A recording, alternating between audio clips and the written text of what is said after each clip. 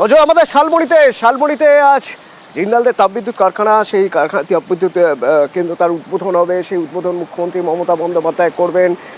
শালবনী অত্যন্ত গুরুত্বপূর্ণ। 2008 থেকে শিরোনামে যে শালবনী, সেই শালবনী কর্মসংস্থানের আশায় বুক বেঁধে রয়েছে। সোমরাজ রয়েছেন আমার সঙ্গে। সোমরাজ, একটু জানতে চাইবো আজ কখন এই অনুষ্ঠান এবং উদ্বোধনী অনুষ্ঠান এবং এই কাজ শুরু হওয়ার পর শালবনীর মানুষ কিভাবে কতটা উপকৃত হবে? দেখো, দুপুর 2টা নাগাদ মুখ্যমন্ত্রী মমতা বন্দ্যোপাধ্যায় এই শালবনীকে জিন্দাল গ্রুপের দুটি তাপবিদ্যুৎ কেন্দ্রের উদ্বোধন করবেন এবং এই যে দুটি পাওয়ার প্ল্যান্ট, এই দুটি পাওয়ার প্ল্যান্ট 1600 মেগাওয়াট ক্ষমতা সম্পন্ন 808 মেগাওয়াট করে দুটি পাওয়ার প্ল্যান্টের আজ উদ্বোধন করবেন মুখ্যমন্ত্রী মমতা বন্দ্যোপাধ্যায়।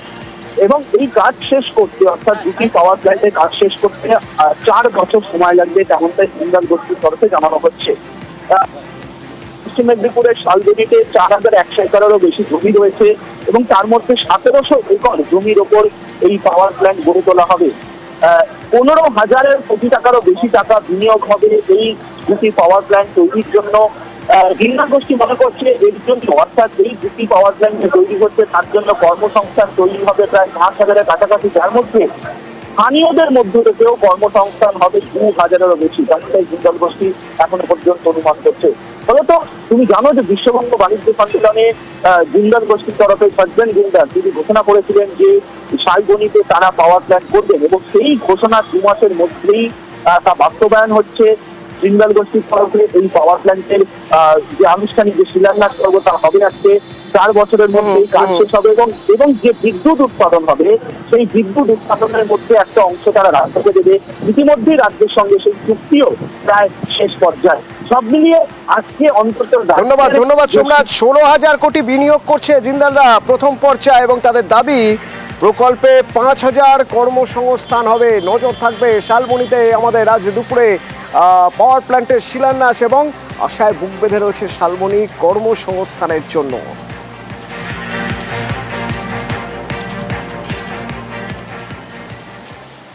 গরমের ছুটিতে ডেস্টিনেশন রকি আইল্যান্ড। জলপাইগুড়ির কাছে কালিম্পংয়ের শামসিংয়ে প্রাকৃতিক সৌন্দর্যে ঘেরা রকি আইল্যান্ড পাহাড়ে ঘেরা, আর পাহাড়ের বুক চিরেই বয়ে চলেছে মূর্তি নদী। সেখানে গড়ে উঠেছে একাধিক হোমস্টে ও হোটেল। কলকাতা সহ দক্ষিণবঙ্গের গরমের হাত থেকে রেহাই পেতে আদর্শ জায়গা এই রকি আইল্যান্ড।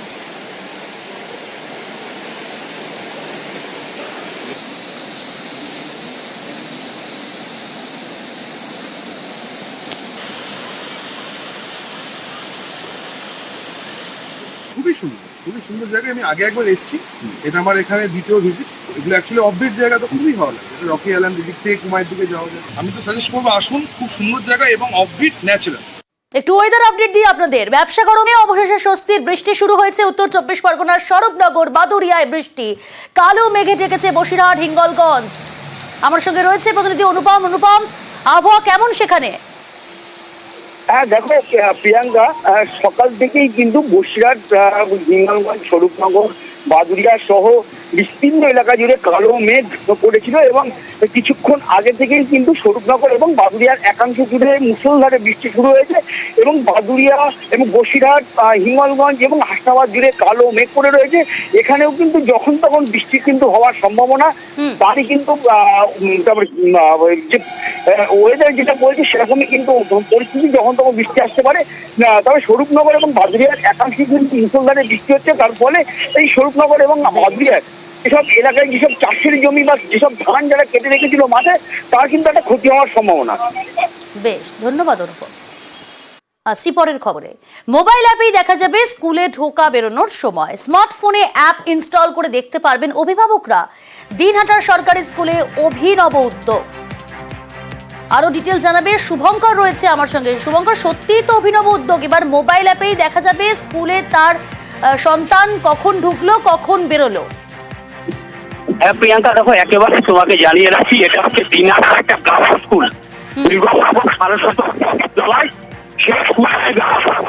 শুভঙ্কর, কথা তোমার স্পষ্ট শোনা যাচ্ছে না। মোবাইল অ্যাপেই দেখা যাবে স্কুলে ঢোকা বেরোনোর সময়। স্মার্টফোনে অ্যাপ ইনস্টল করে দেখতে পারবেন অভিভাবকরা, যা নিঃসন্দেহে সরকারি স্কুল দিনহাটার তার অভিনব উদ্যোগ বলা যেতেই পারে। আমি আবারও কথা বলবো, শুভঙ্কর রয়েছে আমার সঙ্গে। শুভঙ্কর, যেমনটা বলছিলে তুমি। প্রিয়াঙ্কা, তোমাকে জানিয়ে রাখি, এটা হচ্ছে দিনহাটার নিগমানন্দ সারস্বত উচ্চ বিদ্যালয়ের এই ছবি। স্কুলের ছাত্রছাত্রীরা কখন আসলো সেটা অ্যাপের মাধ্যমেই তার বাড়ির লোক জানতে পারবে। সেই অ্যাপ সেখানে তাদের প্রত্যেক ছাত্রছাত্রীর কাছে একটা আই কার্ড দেওয়া আছে, যেখানে কিউআর কোড রয়েছে। সেই কিউআর কোড স্ক্যান করলেই বাড়ির লোকের কাছে খবর চলে যাবে যে ছাত্র তার বাড়ির ছেলেমেয়েরা স্কুলে পৌঁছেছে কিনা। নিঃসন্দেহে স্কুলের এই উদ্যোগকে সাধুবাদ জানাতেই হয় শুভঙ্কর, অনেক ধন্যবাদ। ডিজিটাল অ্যাটেন্ডেন্স এসেছে বলে আমার স্কুলে আসার আগ্রহ বাড়ছে। বাবা মা বাড়িতে থাকে, আর আমি কখন স্কুলে এসেছি, স্কুল থেকে বের হই সেটাও বুঝে যায় বাড়িতে। আর আমাদের স্কুলে ডিজিটাল বোর্ডে আমাদের স্কুলে পড়ানো হয়, সেই জন্য আমার খুব ভালো লাগে। হিঙ্গলগঞ্জের দিকে নজর রাখা যাক, সেখানে আবার বিজেপি নেতার বিরুদ্ধে পোস্টার। দেখুন, হিঙ্গলগঞ্জ বিধানসভার প্রাক্তন কনভেনার অভিজিৎ দাস তার নাম করে পোস্টার পড়েছে, কিন্তু কারা দিল পোস্টার আর ঠিক কি কি লেখা রয়েছে এই পোস্টারের ছবি তো আমরা দেখালাম। জিয়াউল রয়েছে আমার সঙ্গে। জিয়াউল, যে পোস্টার পড়লো সেই পোস্টার কারা দিয়েছে বলে এখনো পর্যন্ত জানা যাচ্ছে? স্থানীয় বিজেপি নেতৃত্ব কি বলছে এবং কি অভিযোগে এই পোস্টার পড়েছে? দেখো, অভিযোগগুলো তোমাকে আগে বলি যে অভিজিৎ দাস থাকলে বিধানসভার ভোট বয়কট করতে হবে, এরকম একটা পোস্টার পড়েছে। অন্য পোস্টারে থাকতে চোর, এই অভিজিৎ দাস ইনি চোর অর্থাৎ, এবং বিজেপি এক হাতে করে শেষ করছে এই হিঙ্গলগঞ্জ ব্লক বা হিঙ্গলগঞ্জ বিধানসভা এলাকায়।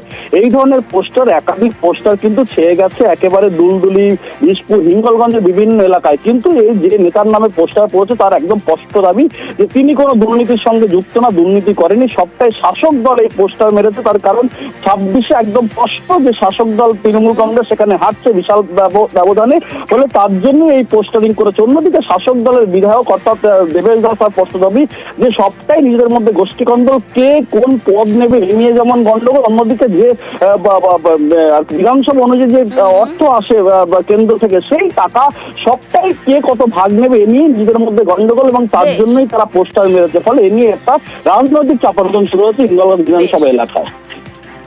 এসব একটা চক্রের মধ্যে কাজ করছে। এরা তৃণমূলেরই লোকজন, আর এরা রাজনৈতিক ভাবে আমাদের সঙ্গে প্রতিযোগিতা করে পারছে না, তাই এসব অপপ্রচার ছড়াচ্ছে। আমাদের বিজেপির মধ্যে এরকম কোনো গোষ্ঠীকন্দল এরকম কিছুই নেই, এটা তৃণমূলেরই কাজ।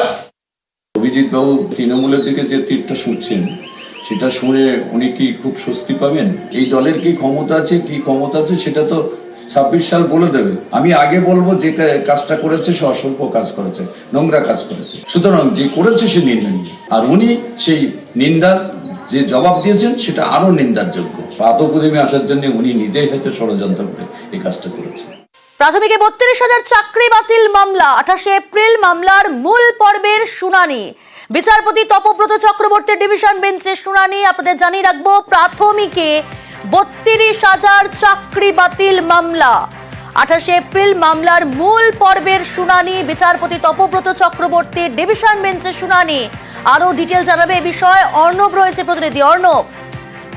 দেখো, প্রায় কয়েক বছর আগে হাইকোর্টের একক বেঞ্চের নির্দেশে আমাদের রাজ্যের প্রাথমিক শিক্ষক 2016 সালে যে নিয়োগ প্রক্রিয়া হয় 2014 টেটের প্রেক্ষিতে, সেখানে নিয়োগ প্রক্রিয়ার ত্রুটি রয়েছে এবং অ্যাপটিটিউড টেস্ট এই প্রক্রিয়াটি করাই হয়নি অভিযোগ, পাশাপাশি সংরক্ষণ নীতি না মানা, এই একাধিক কারণে একক বেঞ্চ প্রাথমিকভাবে প্রায় পুরো প্যানেলটাই বাতিল করে 42,949 জনের।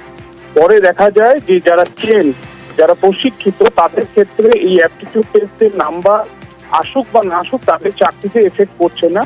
সেই ওয়াইজ প্রায় 8,000 মতো চাকরি বেঁচে যায়, প্রায় 32,000 সামথিং বা 32,000 কাছাকাছি চাকরি বাতিল হয়। যদিও মামলাটি সুপ্রিম কোর্টে যায়, সেখান থেকে কলকাতা হাইকোর্টে ফিরে আসে এবং ডিভিশন বেঞ্চে বিচারপতি তৎকালীন সুব্রত তালুকদার ডিভিশন বেঞ্চ প্রাথমিকভাবে অন্তর্বর্তী স্থগিত দিয়ে যায় ওই চাকরি বাতিলের ওপর। এই মুহূর্তে এসএসসি 26,000 চাকরি বাতিলের পর এই প্রাথমিকের 32,000 চাকরির ভবিষ্যৎ কি হবে তাই নিয়ে কিন্তু চারিদিকে সিঁদুরে মেঘ। এই অবস্থায় বিচারপতি সৌমেন সেন কিছুদিন আগেই মামলা থেকে ব্যক্তিগত কারণে সরে দাঁড়ায়, মামলাটি যায় তপব্রত চক্রবর্তী ডিভিশন বেঞ্চে। আজকে মূল মামলাকারী প্রিয়াঙ্কা নস্কর এবং আরো একাধিক আইনজীবী তারা বিষয়টি দৃষ্টি আকর্ষণ করেন। বিচারপতি তপব্রত চক্রবর্তী সপক্ষে মতামত জানার পর মূল পর্যায়ে শুনানির জন্য 28 এপ্রিল মামলাটি নির্দিষ্ট রাখেন। ওই দিন থেকেই মামলা শুনানি শুরু হবে, মূল পর্বে শুনানি শুরু হবে। বেশ, অনেক ধন্যবাদ অর্ণব।